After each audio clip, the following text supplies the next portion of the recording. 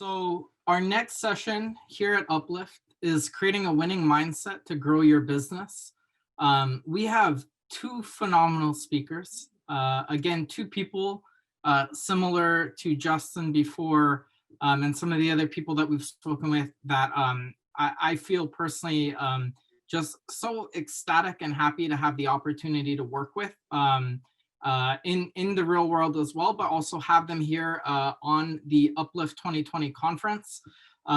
So without further ado, welcome Allison. Allison Gaddy is the founder and realtor at Experts Realty Group, brokered by eXp Realty. She is based out of Austin, Texas, and she runs the sales, operations, and marketing for her growing team. Allison actually started her career in real estate as the founder and broker of a successful group out of the heart of Chicago during the 90s and early 2000s.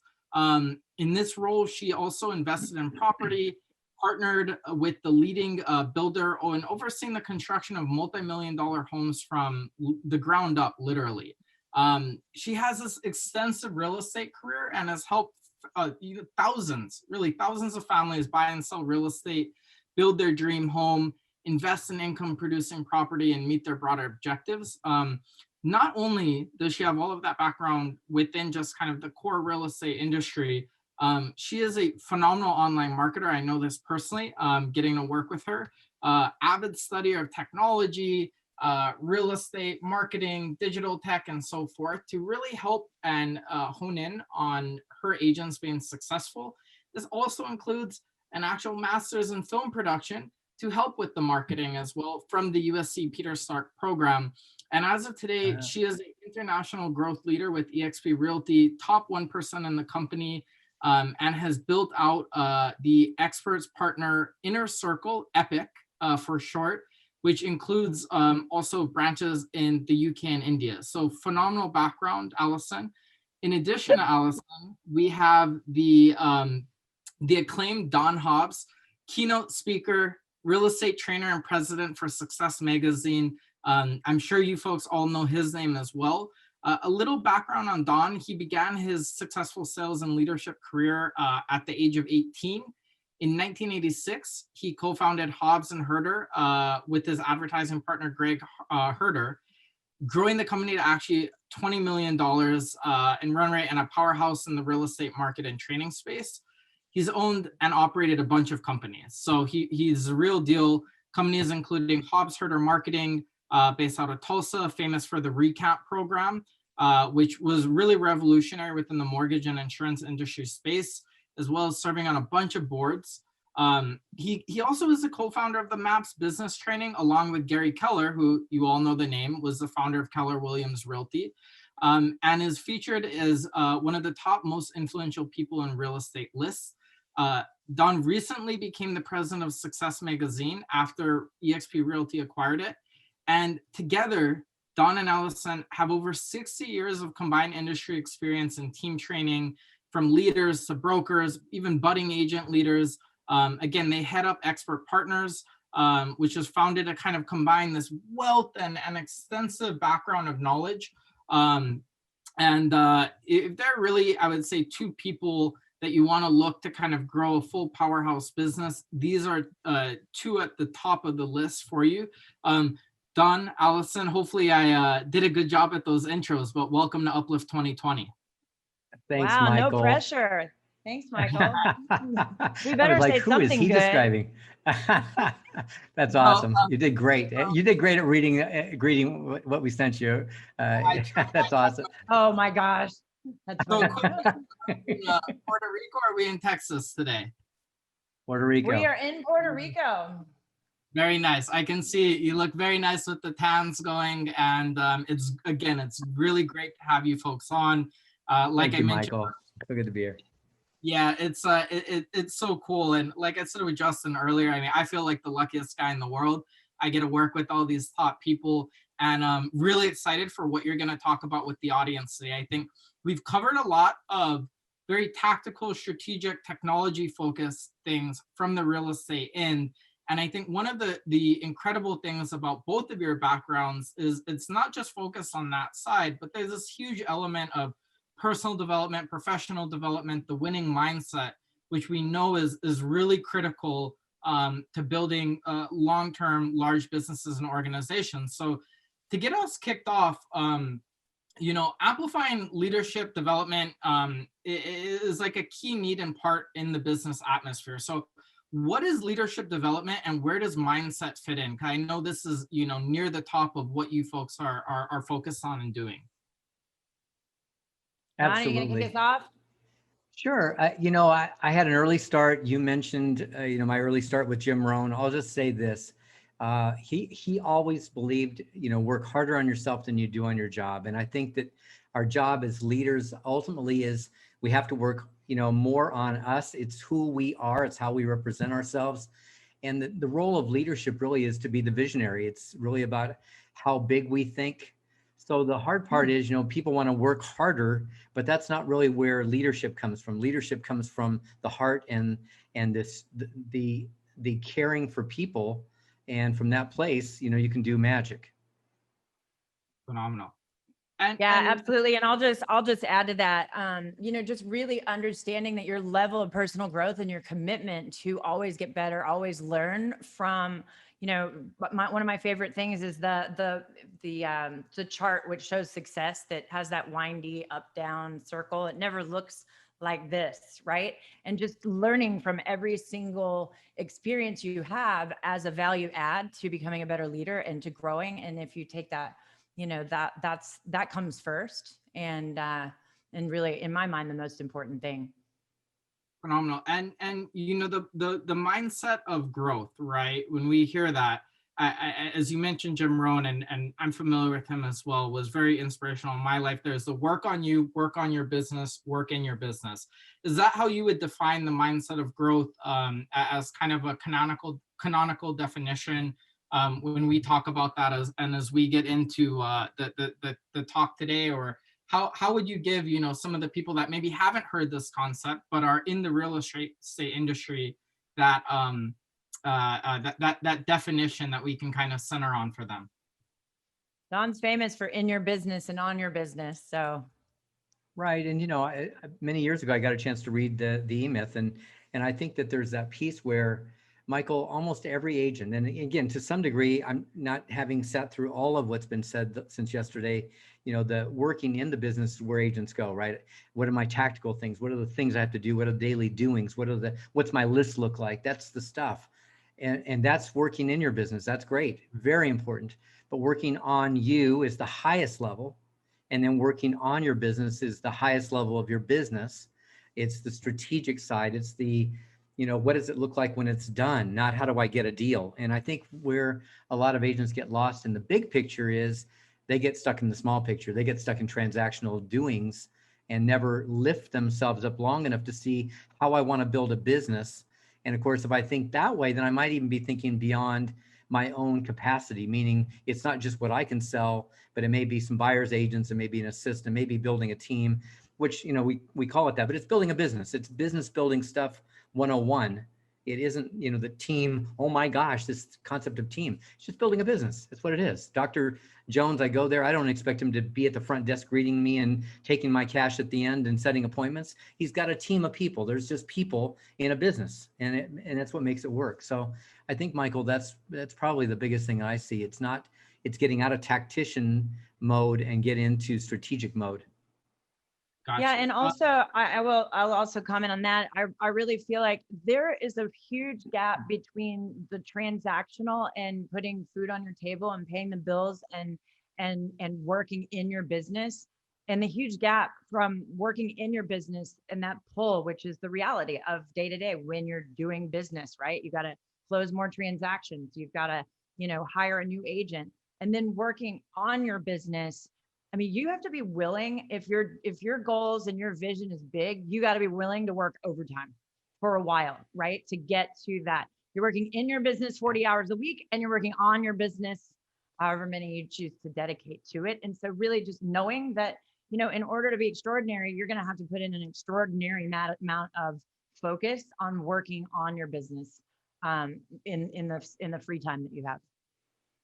I agree completely, and our ratio right here at Octum and throughout, my career to date is you do 40 to 60, and you do another, 20 to 40 on top of that early on, especially when you're in the infancy stages more than, but as you grow it as well. So that rings true to my, life experience. So one of the things that, comes up a lot, as I would say a little bit of a straw man criticism, but is that, hey, growth may translate into the expansion of the business, but it's not always the case.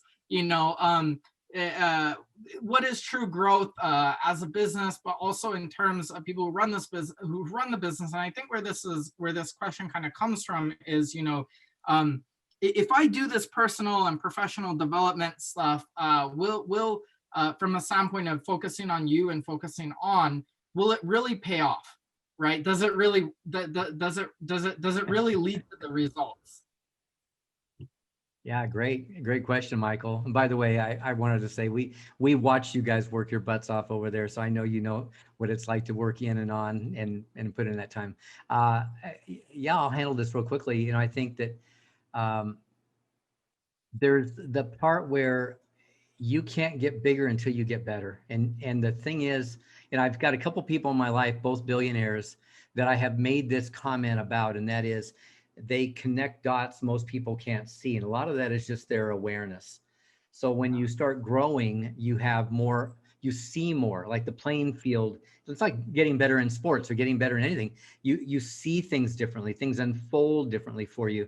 And so truly, I believe the growth comes first, the awareness comes first, the top of the funnel, to use a marketing term, top of the funnel is you, right? It's your presence. And I think, we can talk about this. I'm not sure where we're going to go with all this, but how big you think is absolutely a bigger dictator of your success than how hard you work, which goes back to, what we just said, you're going to put in the hours, but it's far more important that you are a big thinker and really doing that. And of course you have to act, massive action, Ron used to say, but the bottom line is, if you think big, you're going to have a better chance at achieving and connecting big dots with opportunities that sit in front of every single one of us that many people don't see.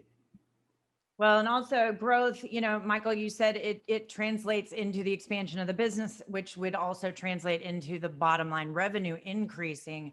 However, if you really look at growth, every single setback, every single failure, and actually that came up for us the other day, we were talking about, there is no such thing. If you have a mindset that really every single thing that feels like a setback is an opportunity to learn and to get better, it's, it won't always reflect in the outside looking in. Maybe it doesn't. Maybe the bottom line in the tax return at the end of the year doesn't look like you wanted it to.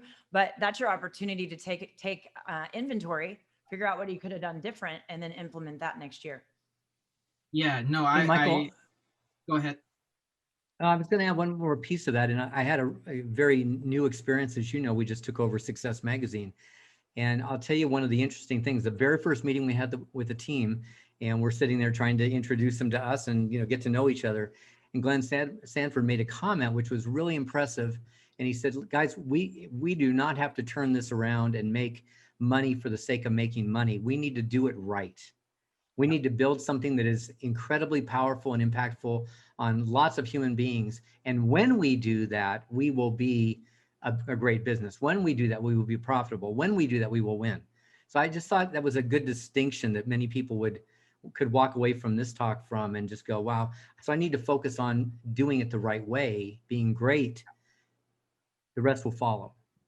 Yeah, one of the things that I really appreciate about how I've seen you two run the business and Experts Realty, Allison, is that you are not just, you have this phenomenal mindset, but you also are very deep into these leading indicators, right? Doing the work that you need to do, the results will come, which is, I think, what Glenn is was alluding to, is that if you put in the work, the result. It's similar to what Rowan used to always say, is that if you want to see change you first, right? It comes from that internal set. And what I would say, even at our org, is we have a leadership training series that myself and a couple of the other executives at the company run, and the very first day of it was, why are you here? Why are we here? What are we trying to achieve?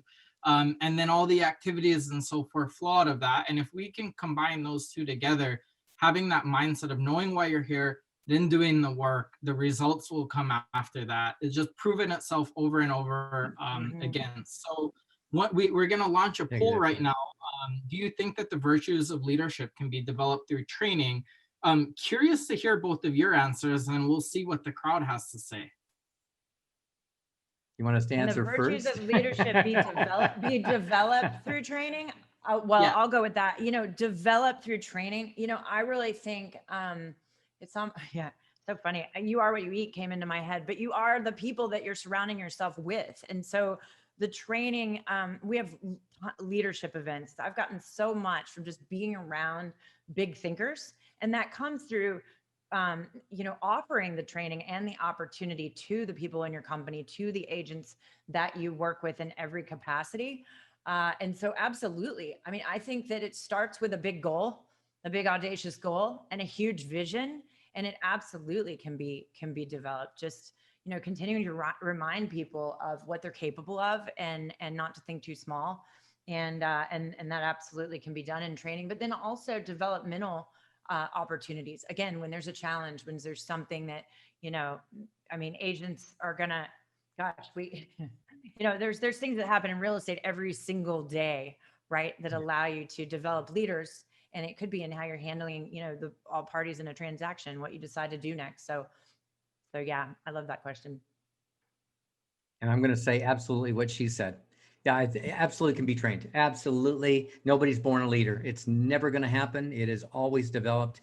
And it has to do with, again, some of those same factors we talked about. I mean, reading is going to be a big part of it, learning from other people's experiences. I was 24 when I took over Jim Rohn's company and became president.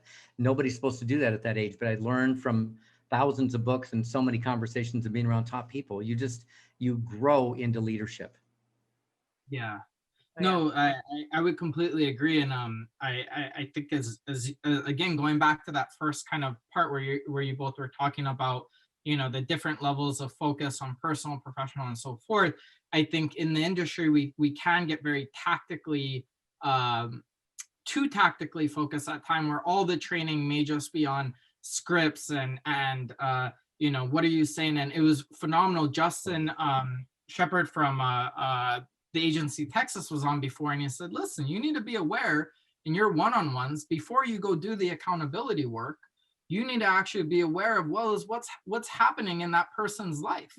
If you want them to level up, you need to know what their goals are and so forth. And so focusing on whether it be leadership development training or some of these other things outside of just, you need to adjust this one line in your call script or your buyer offer is incredibly important as well. That's phenomenal. Let's see. I'm curious to see what the audience said. So maybe we can pull up the poll results here.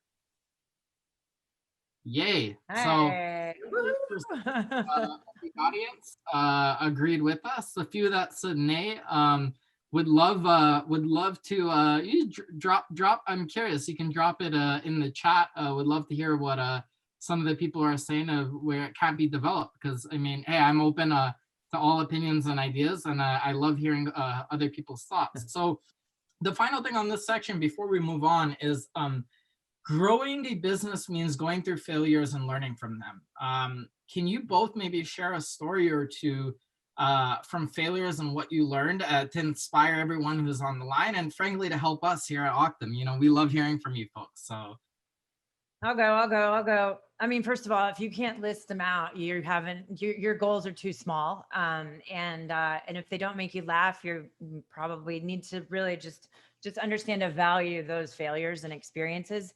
And one of my most, I think the big game changer for me was a handful of years ago. I mean, I believe that what Dawn and I are doing within our real estate company is the single greatest opportunity that real estate agents have ever had in front of them ever. And that's my personal opinion. And here I sit there, I've been with this company 5 years, and my business partner who brought me into the company and I decided we were going to go chase a squirrel, because I'm of the mindset I can create any business I want. It was kind of wanting to help people, but literally I mean, taking your eye off the ball. We started a company and actually shut it down. And I mean, the biggest lesson of, first of all, I don't even think there is such thing as failure. Was that a failure? Did we fail? Well, we wasted a whole lot of time. We took our eye off the ball. But what did we do? I'm laser focused. Nobody can move me off of what we're going to do now. And I wasn't like that before. Clearly, I was like, hey, we'll open a call center. What? You know what I'm saying? And so now I'm growing my real estate business, my real estate team, my organization, and you literally cannot talk me out of it. So, you know what? It was at the time, it felt like I was stupid. And I mean, just my gosh, right? But there's no such thing as failure. So that's my answer. Yeah, I would say to add to that, because I remember when that was going on, and that was, that was a really cool experience to watch, because it was successful, yet was keeping them from, it was, kind of keeping them from real success. I'd say, one of the lines that we coined last year in our seminars and programs was, the path to success is through the fields of failure. And I truly believe that there's no way to get to success. I would almost say there's no success without failure. And I'm going to reserve that to say, maybe somebody's figured that part out and had a blip experience, but I guarantee they just haven't been around long enough, because it will fall out. It just is going to. And I had it so many times, and we failed with sales teams, and, to the tune of tens of thousands of dollars, where it just didn't work. I remember, when we were doing everything ourselves in my former company, and we didn't have any leverage. I mean, that was a great failure. I mean, it was like, how hard can we work? We were doing 250 days on the road together. Then we were 250 days on the road each apart. And we had no life. We had no, I mean, what was success at that point? I mean, like, where would you possibly have that come from? And the answer was, we didn't. We were achieving certain milestones, but we had no success. So to me, it's, I think you learn from every one of those failures, and they're not failures. They are just those learning experiences. Hard when you're in one, to lose stuff. I mean, in 2008 through 2010, lost my butt. I mean, just tragically lost so much because of mistakes that were made. And, still, you learn from it, and you go, okay, next time, next chance around, next time I have that experience, I'll do it differently. And that's where awareness comes from. And that's why it's so hard to succeed without failure. It's just kind of not possible. Well, I will say those are both great answers, and I'm very excited, hopefully later on this week or at another time, to kind of hear some of those 2008 to 2010 learnings from you, but we'll save that. I digress. We'll save that for a later conversation.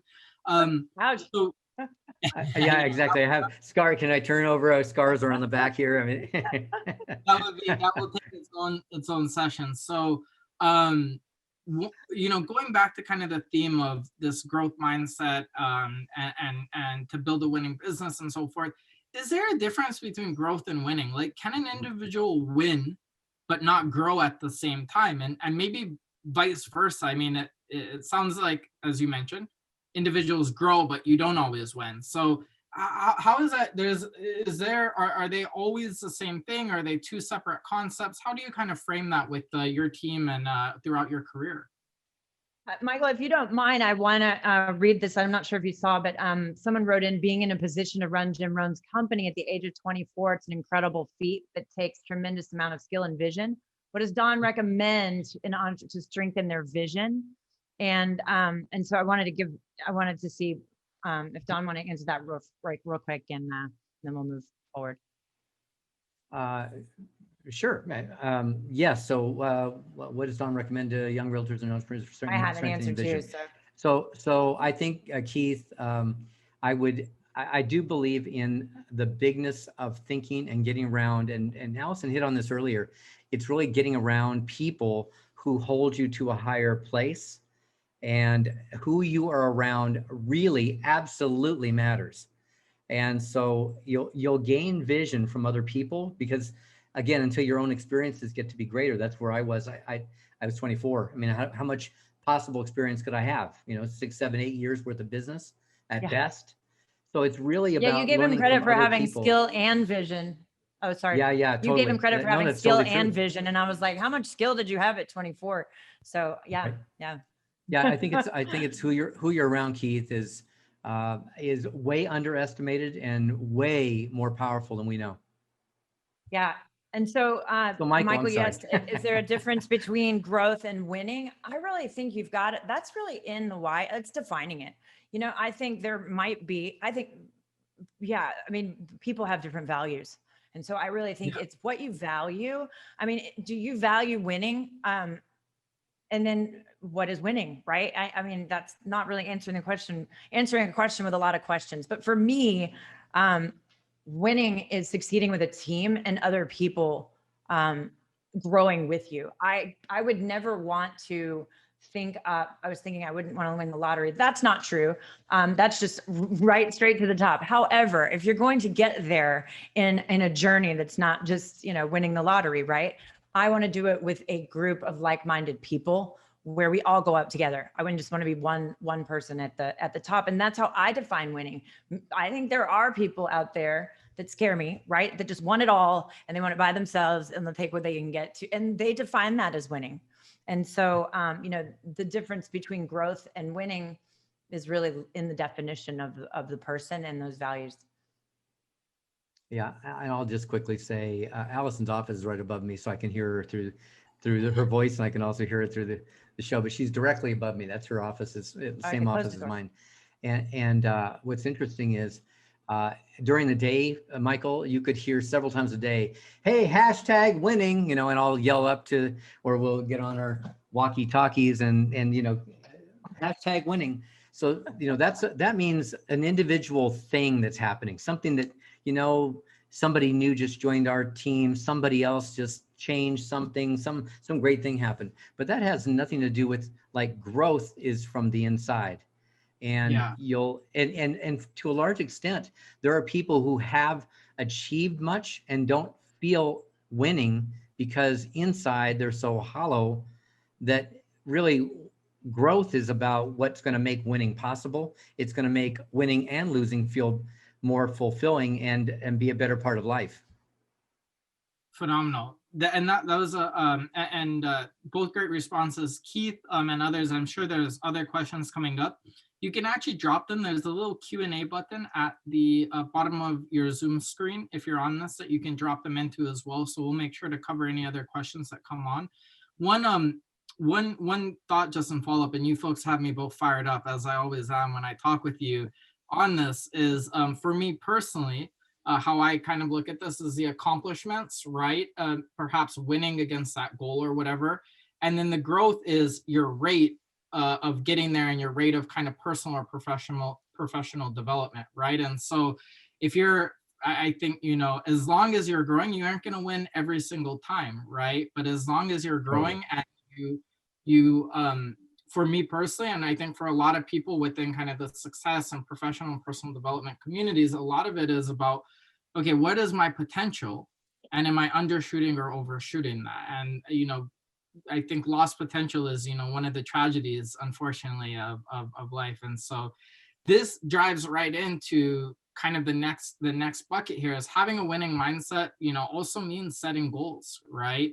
And I know you folks are both very goal driven. What comes first though, the mindset or the goal? Oh my goodness. Is that the chicken or the egg? I mean, it's the mindset. You got to have a belief. So your mindset is basically, it will determine what your goals are. And actually, I love this story. It's the mindset is reflected to me. And I was just talking to a guy who's joined our team. He's a brilliant online marketer. I call him the little wizard behind his back. He does not know that. And why is he a little wizard? Because he told me a story about how if he trusted someone, if he left, he could have said, if I left $50 on the table and drove down the street to buy lunch, I would trust this guy. He said, if I left $500,000 on the table and flew to Bora Bora for 2 months.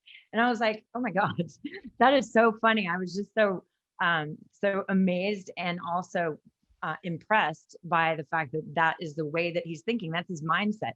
So what do you think his goals are, right? And so that really defines that, and understanding, one, that you can achieve the biggest thing you can literally conceive. I think that's actually a line, and that you're worth it. because that's another big thing I watched. People don't succeed because they really ultimately don't believe they are worth it in their heart, in their mind. So, but I mean, I think that answers goals. The goals are defined by the mindset. I'm not gonna push back because I just want to offer people a perspective on it, because I totally agree. Mindset's been what I believe it's all about to begin with. So I'm not going to argue. What I do think is that there's an interesting place where goals can sometimes, when we get lit up on a goal, it begins to shift our potential and begins to let us see possibilities in ourselves.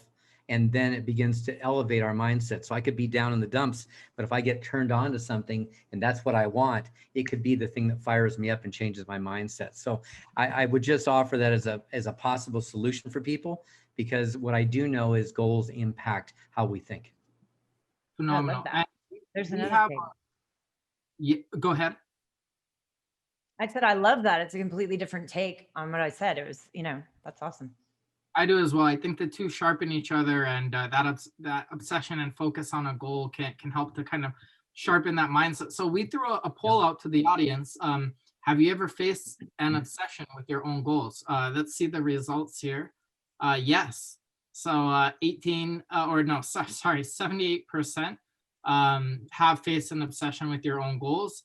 I love hearing that. I think a fundamental part, without going too tactical, is within the real estate industry, one of the fundamental things that every team lead does, and I know that you do this, Allison, with your team, is you sit down and you set goals with your agents about where they want to go throughout the year. So that goes in, I think, directly to the next question, which I wanted to ask, which is, how do you set the right goals, and when do we know that they are unrealistic or realistic? Like, how do you kind of judge and say that, hey, go after this, or hey, we need to modify this? Because you're so focused on, like, we can achieve whatever we want, and I believe that, but you may have a new agent that comes in that's like, I want to do $50 million my first year, and maybe they aren't at that stage. How do you go through this with your team?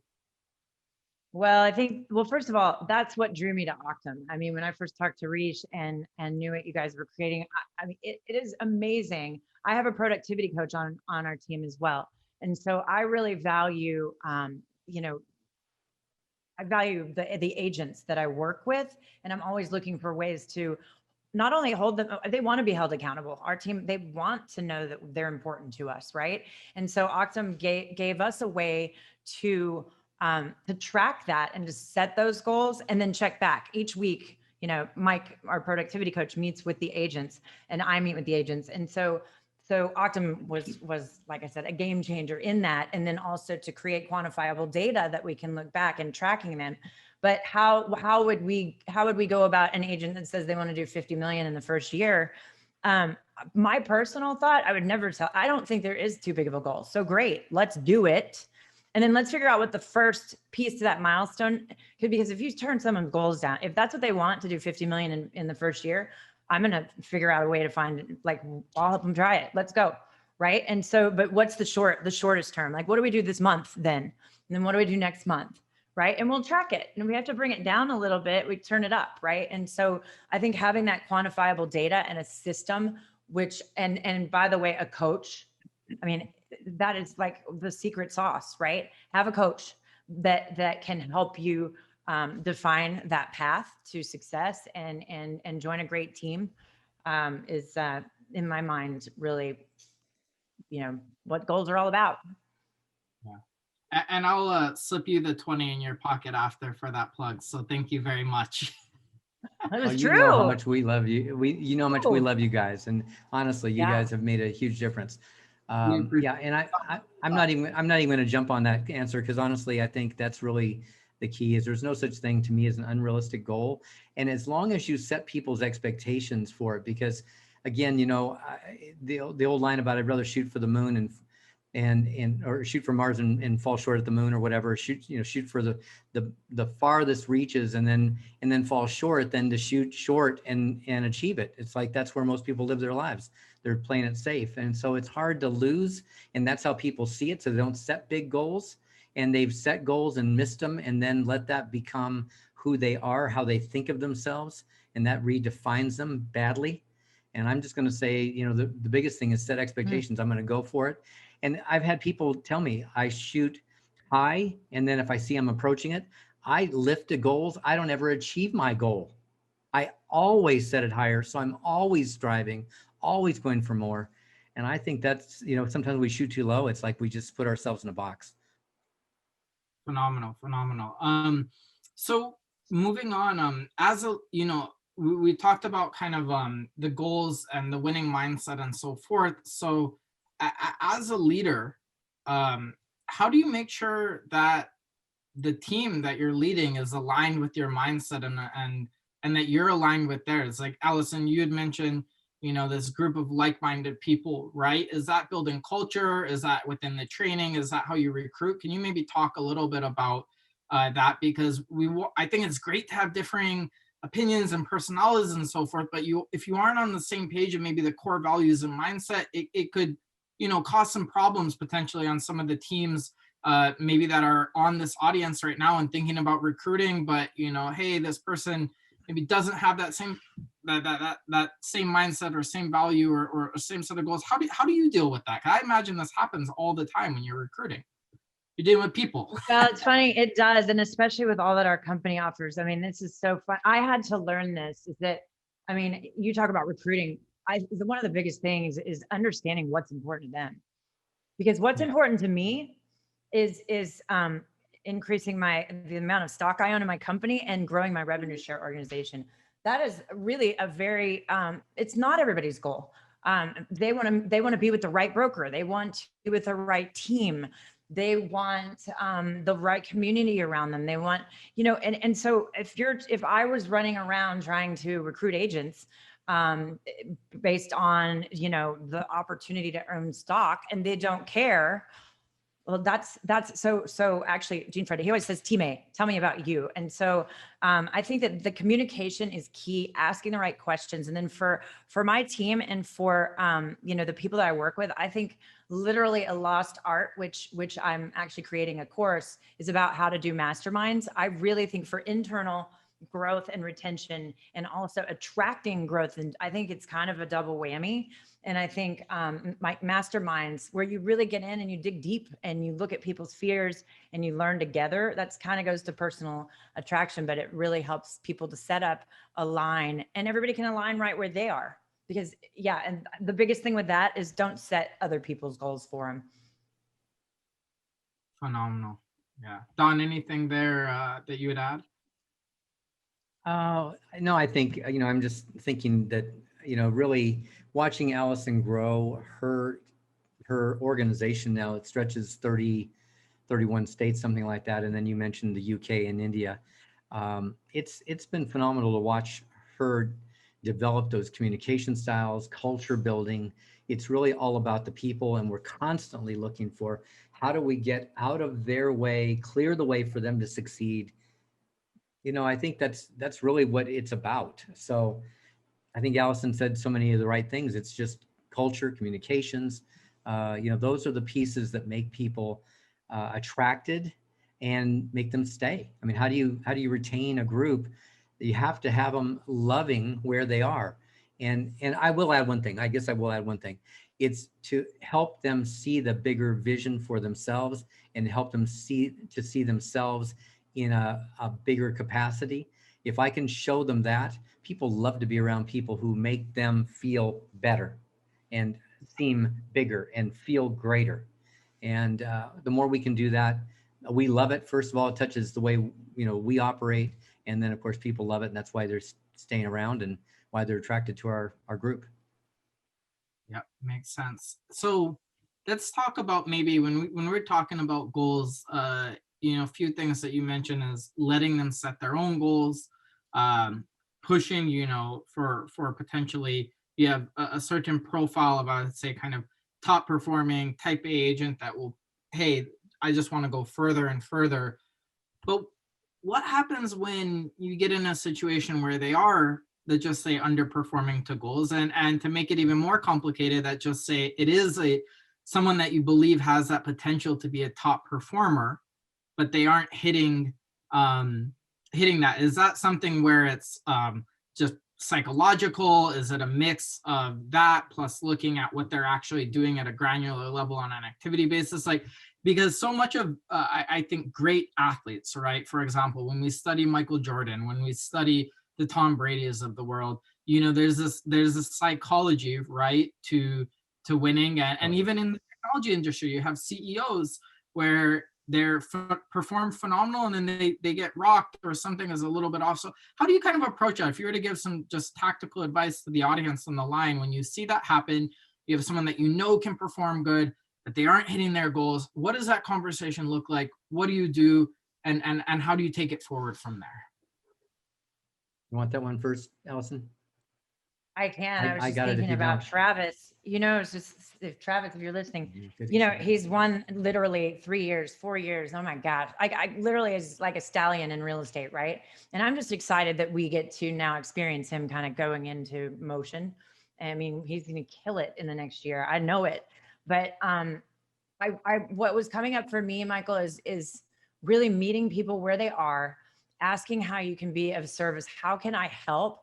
And then really, I think accepting, one of my biggest lessons in leading a big organization is knowing that timing is everything. And your vision for them, no matter how much, you're just going to set yourself up for a whole lot of hurt and suffering and pain if you really allow yourself to plug into that potential. Because I don't know that Travis left our real estate team and came back, and I said he's going to be back, but he went to chase the grass that wasn't greener on the other side, and he had stuff going on. It was timing, right? And so always believing in someone, but also letting them live their own experience, see where you can plug in to help them, share with them the vision that you have with them, and then back away. Let people be and meet them where they are. And that's where you'll attract. I really think that's the law of attraction. You'll be around people that are ready to grow when you're growing, and you're there for them when and if something shifts, if it's not time for them. That was a hard lesson I had to learn, because it just like heartache. Oh my gosh. Come on. Yeah, I think Michael, there's a part too where you can go to them and talk about like what happened that kept you from going where you wanted to go. You saw this vision, you had this thing, this idea. What stops you? Almost always, you said, is it psychological? It absolutely is. There's a deeper level. It probably dates back to way pre-business. It probably has to do with not being good enough, not feeling good enough about themselves, not believing in self. It's somewhere in there the damage is done. And then we play it out and we think we're in adult bodies, and surely by now we should have outgrown that. But the reality, most of us have never solved that or healed that or dealt with it. So we have those limitations. I think having deep conversations with people, and I know some people as leaders like to keep their distance. Allison dives right in and gets to know people, and if there's tears to shed, then tears to shed. Just the way it goes. And I think that's really where it comes from, is really caring about the people so much that you can get into the mindset behind what's going on, because the lack and limitation is a learned behavior. It was learned probably at a very early age. So lack and limitation are learned, and where they go, well, that's just how I am, or that's just how I've always been, or that's just how my family is. And you go, I know, but you're making now an adult choice, and how can we help you with that? So I think that's probably the biggest thing, is we can help you to get your goals, because it's really about the inside of you. Phenomenal. One final question, and then I'll kind of do a quick summary. I mean, this is just so packed full of kind of, I think, actionable insights and thinking. We talk, I think about the unsynchronized mindsets and recruiting and taking care of that, and what you just mentioned. So is the best way really to when you're dealing with kind of some sort of conflict there or unsynchronized mindset, do you recommend just to sit down with people? Do you put them in some sort of coaching plan? Are there courses? Are there maybe even you giving me some great book recommendations? Are there anything out there for the audience that you would say, hey, if you're having this problem, do A, B, C, and that would be something that maybe everyone can write down from the audience and take away as, here's how I can maybe deal with this unsynchronized mindset or underperforming agent to their potential and so forth. If they had to go, we're talking with the president of Success Magazine here. So we need to get, that kind of key learning and takeaway from your end, and Allison from yours as well, as we wrap up. Well, I'll let you go first, Big, because I think truly I watch this in you, and you exemplify it with your team all the time. So why don't you talk about how you handle that, because you do it so well with people. Well, I say honestly, and I always remind, seek first to understand, because what they're struggling with, you know nothing about. You can relate to it, empathize. And I have a really good read on people. Most of the time I actually know before I ask, but I don't assume that I know. It's really about discovering that I know the basics of it, but I don't know the details in their life, and I don't know their perspective on what they're experiencing and why. No idea. I don't know. And so really, I think that's what Don said, just really caring about people, wanting to meet them where they are, seek first to understand. You mentioned the word conflict, and that's what like got me on that. And then the recommendation, I mean, books, I think, just making yourself a study of the people that, like, find that Simon Sinek said, I think it was like an opponent, a worthy opponent. He said, he talked about on stage, he never said who the person was. It was a guy, and he ended up on stage with this guy, but that was the guy he like hated. What did he say? Like functional hating, right? Find the person that you hate and right. And go after them, and back into the motivation. But the point is that, how do you deal with that? You go to, you listen. That's why Simon Sinek came up, right? Listen to things that feed your brain, listen to things. And then, once a year, some of the best development was a couple of years that I went through that I really needed to grow myself. And I went to 2-week-long, personal development. I committed myself that year to, this is what I'm going to grow through. And so that's my recommendation to others. If you're leading people that need to grow, making that recommendation at how important that is, and seeking to understand, and then committing it yourself to doing that. So. Phenomenal. Hey, Michael, I don't want this all to end, so we're not going to leave. So you're going to have a hard time kicking us out. But I will say this. I want to recommend a couple of things. Last year, it's hard to remember. Hasn't been 3 years this year, but last year we went to Tony's Firewalk, Allison's first time, but my like 12th or 13th or 15th time, whatever. And he actually, hold on, he owns the world firewalk record with like the longest firewalk. I had to just interject that. Go ahead. We did 42 feet at one point. I don't know if it's still a record. Anyway, that, and then last year we did it with Destiny. So to Allison's point, sometimes programs can be just a game changer for you, and I would recommend those things always. As far as books go, but if you're really diving in and you're going to try and change from the inside out, and you're looking for things that will start to peel those layers back and get you to take a look. One of them that I'd recommend, and I just did it today, is the feelings unburied. No, let's see, feelings. I just recommended it. Feelings buried. Anyway, I'll figure it out before I leave. And the other one is living in the light. And so, feelings that are buried are the problem. And when we bury them, it never goes away. We just put sweet smelling stuff on top of the trash. And then we just end up with the trash, the sweet smelling stuff being feelings buried alive never die. Boom, I knew it would pop in. Feelings buried alive never die. It'd be a great book for people. It's a psychology book. The other one's a little more spiritual. Both of them are very powerful, and you'll find yourself in there somewhere, and you'll start to see that you can actually make changes. It's not scary. And for all that, want to really grow, those are places I would recommend. Phenomenal. Well, this has been absolutely great.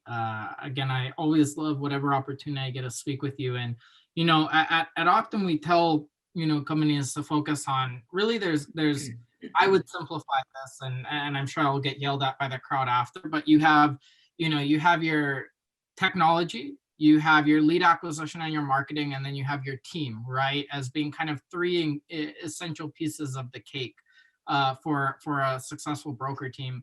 And at the end of the day, the agents and then you as a team lead, for everyone out there listening, are the people like that comprise that team section. And so if you aren't working on these type of things yourself, your agents won't. And there is that level of the goal setting, developing that winning mindset. That's super important. I love the work on you, work on your business, work in your business. I love that, you know, the sticking to the fundamentals, doing the right thing, doing the habits, and having that growth that will naturally come from it, as we all know. And love just, you know, everything that you talked about on aligning the mindsets, setting goals, and dealing with that. So this has been an absolutely phenomenal session.